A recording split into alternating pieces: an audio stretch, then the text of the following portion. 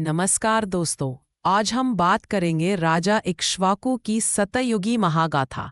भाग 4।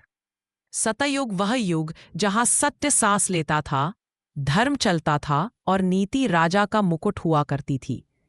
इसी पवित्र युग में इक्ष्वाकु मनुपुत्र राज्य संभाल चुका था।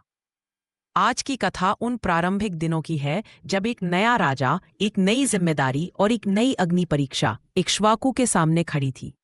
यह वही समय था जब राज्य नया था, जनता उम्मीदों से भरी थी और इक्ष्वाकु परीक्षा पर परीक्षा दे रहा था। लेकिन इस बार परीक्षा छोटी नहीं थी। यह परीक्षा उस धर्म की थी जिस पर आगे चलकर वैश्विक राजवंश खड़ा होने वाला था, इक्ष्वाकु वंश। इक्ष्वाकु के राज्यारोहण के ठीक तीसरे महीने अचानक राज्य की सीमाओं से खबर आई, हे महाराज, उत्तरी वनखंड में विचित्र घटनाएं हो रही हैं। दिन में भी अंधेरा छा जाता है, पशु जंगल छोड़कर भाग रहे हैं, छोटे गांवों में रात को अजीब आवाजें सुनाई देती हैं। पहरेदार, सैनिक, रक्षक, सबकी सांसें अटकी हुई। इक्ष्वाकु ने केवल एक वाक्य कहा, सत्य की खोज ही राजा का पहला कर्तव्य है। कल सुबह मैं स्वयं वनखंड जाऊंगा। दरबार में सन्नाटा। मंत्री बोले, महाराज, आप राजा हैं, आपके 7,000 सैनिक जाने चाहिए। इक्ष्वाकु मुस्कुराए, यदि राजा भय में जीने लगे तो प्रजा साहस कहाँ से सीखेगी। अगले दिन भोर होते ही इक्ष्वाकु सिर्फ 12 श्रेष्ठ सैनिकों के साथ वन के लिए रवाना हुए। शाखाएं ओस से भीगी थीं, हवा में आदिम शांति थी।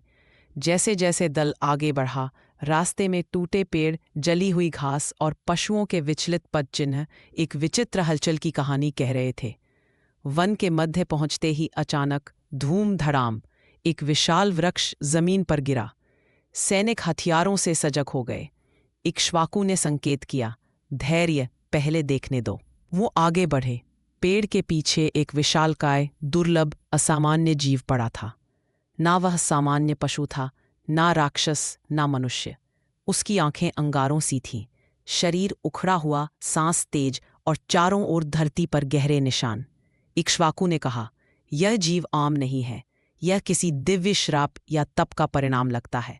सैनिक बोले, महाराज, इसे मार देना चाहिए।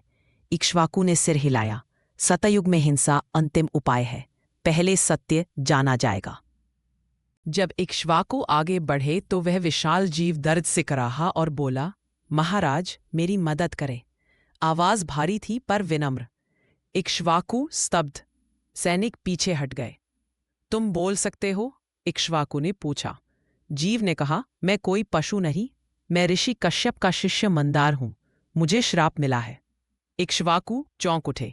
मंदार ने व्यथित स्वर में कहा, एक बार मैं अहंकार में चूर हो गया था। अपने तप के बल पर मैंने सोचा कि मैं सबसे शक्तिशाली हूं। मुझे गुरु ने चेताया, अहंकार साधक का अंत कर देता है, पर मैं नहीं माना। क्रोध में मैंने एक साधक की तपस्थली उजाड़ दी। गुरु कश्यप ने कहा, अहंकारी वन में पशु सम भटकेगा और तभी मानवीय रूप पाएगा जब तू किसी धर्मपरायण राजा को अपने हृदय की सच्चाई बताएगा। इक्ष्वाकु ने उसका माथा छुआ। हवा शांत हो गई। अहंकार, तप और बात, श्राप और पश्चाताप, सबका एक संगम उनके सामने था। अब समस्या यह थी, श्रापित जीव मानव था, पर खतरनाक भी। जनपद इस भय से अशांत था। कश्यप ऋषि आश्रम दूर था और समय कम। मंत्री बोले, महाराज, जनता असुरक्षित है, इसे बंधन में डाल दे, वरना राज्य संकट में पड़ जाएगा। इक्ष्वाकु ने गंभीरता से सोचा, एक ओर जन सुरक्षा, दूसरी ओर एक पश्चातापी जीव और तीसरी ओर ऋषि का आदेश।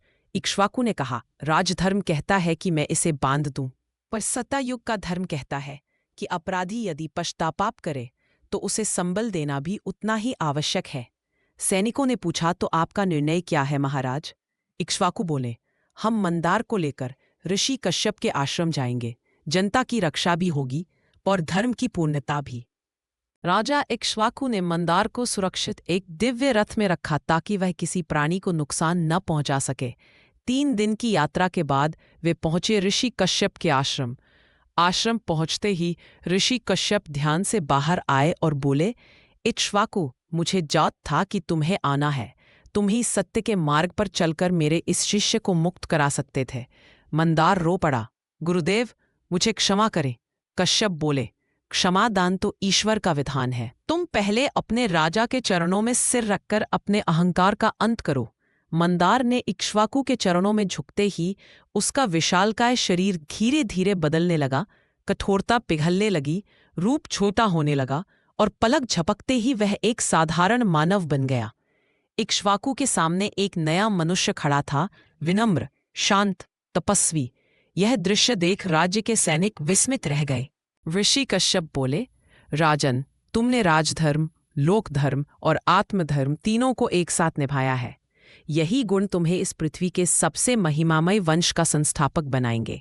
भविष्य में तुम्हारे वंश में सैकड़ों प्रतापी राजा होंगे और उसी वंश में अवतरित होंगे श्री राम। इक्ष्वाकु नतमस्तक हो गए। कश्यप ने आगे कहा, इक्ष्वाकु, आज से तुम्हारा वंश इक्ष्वाकु वंश कहलाएगा, जिसकी कीर्ति युगों युगों तक गाई जाएगी। जब इक्ष्वाकु वापस लौटे तो जनता उनके स्वागत में उमड़ पड़ी। किसी ने कहा, यह राजा केवल वीर नहीं, धर्मज्ञ भी है। दूसरे ने कहा, इक्ष्वाकु के राज्य में हम सुरक्षित हैं। तीसरे ने कहा, इक्ष्वाकु राजा नहीं, पिता समान है। राजा की प्रतिष्ठा इतनी बढ़ी कि वह राजा से अधिक धर्म के प्रतीक बन गए और यहीं से उनके असली शासन की शुरुआत हुई। भाग 4 का समापन इस प्रकार। इक्ष्वाकु की पहली अग्नि परीक्षा उनके साहस, धैर्य और राजधर्म के प्रति निष्ठा से सफलतापूर्वक पूर्ण हुई। जिस राजा का पहला निर्णय धर्मपूर्ण हो, उसकी पूरी आयु जनता के लिए कल्याणकारी सिद्ध होती है।